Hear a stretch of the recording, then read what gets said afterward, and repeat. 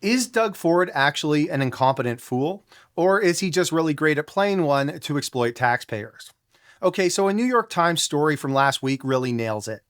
Let's start at the beginning. Ontario Place used to be a late 70s amusement park. By the 90s, it was feeling dated, almost like walking around inside a dead mall, leaving visitors confused as to why it even existed. In 2012, the province, under the leadership of Dalton McGuinty, abruptly announced its closure, citing plummeting attendance, rising provincial debt, and savings of about $20 million a year from idling Ontario Place. They still knew this was a wildly valuable piece of land, so it was supposed to be more of a rejig than an ending. When they announced the closure, they appointed the eventual mayor of Toronto, John Tory, to head a panel to figure out how to make Ontario Place great again. Now let's flash forward a few years.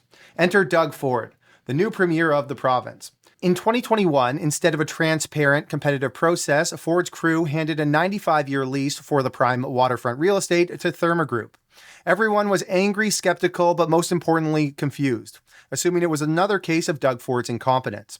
3 years later, the Auditor General came out with a report that showed the whole deal stank of favoritism and sloppy due diligence.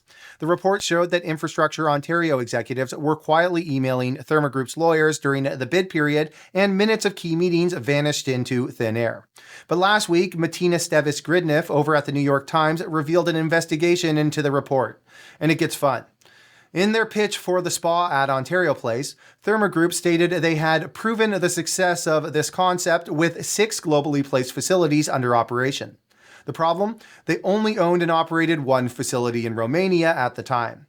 And the other 5 they highlighted just simply had the word therma in their name, which is common in Europe because therma is a German word for spa.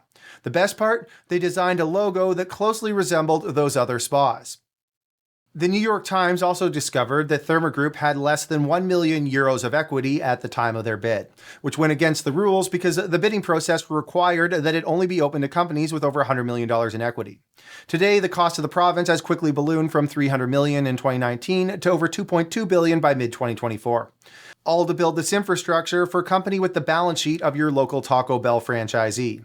As a result of Ontario Place picking up all these costs, Therma Group gets a great piece of real estate on a 98-year lease without having to worry about all those expensive upfront costs to get the infrastructure they need for their spa. Doug Ford's Ontario Place debacle gives reason to be suspicious. If you ask me, the real scandal here isn't that Doug Ford might be a fool. It's that he's getting away with playing one. And the public keeps buying in.